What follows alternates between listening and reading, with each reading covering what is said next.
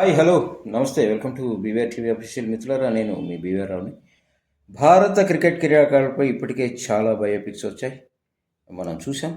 Cricket దిగ్గజం Sachin Tendulkar, most successful captain MS Dhoni, మాజీ మహిళా సారథి మిథాలీ రాజ్, అలాగే మాజీ ఫేసర్ జులన్ గోస్వామి, మాజీ కెప్టెన్ కపిల్ దేవ్, మాజీ సారథి మొహమ్మద్ అజహరుద్దీన్ల బయోపిక్స్ వచ్చాయి, మనం చూసాము, ఆదరించాము కూడా. అలాగే త్వరలోనే సిక్సర్ల కింగ్, మాజీ ఆల్రౌండర్ యువరాజ్ సింగ్ బయోపిక్ కూడా తెరకెక్కనుంది.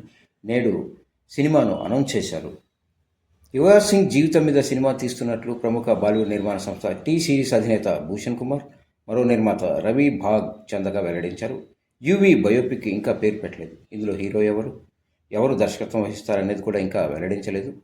అయితే త్వరలోనే అన్ని వివరాలు తెలియరానున్నాయి. డీటెయిల్స్ అన్నీ చెప్పకుండా యువరాజ్ బయోపిక్ త్వరలో తీస్తామని నిర్మాతలు భూషణ్ కుమార్, రవిబాగ్ చందగా ప్రకటించారు.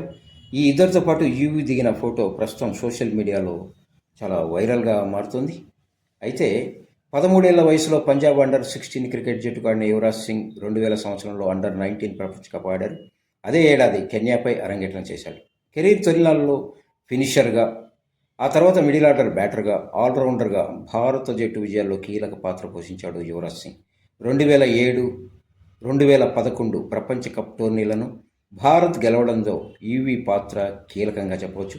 19 ఏళ్ల పాటు భారత క్రికెట్కు సేవలందించిన యువి 40 టెస్టు మ్యాచ్లు, 304 వన్డేలు, 58 టీ20 మ్యాచ్లు ఆడారు.